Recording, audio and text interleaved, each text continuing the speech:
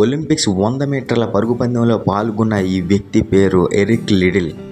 అయితే ఆ పరుగు పందెం ఆదివారం కావడంతో ఆ పరుగు పందాన్ని నిరాకరించాడు. అయితే దేవుని సన్నిధికి మొదటి స్థానాన్ని ఇచ్చేవారిని దేవుడు గణపరచకుండా ఉండడండి.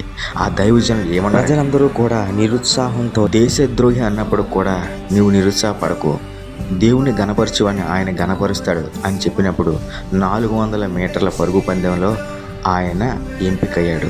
అయితే ఆ ఎంపికలో దేవుడు అద్భుతంగా 47.6 సెకండ్ల గొప్ప విజయాన్ని, ఘన విజయాన్ని ఇచ్చాడండి.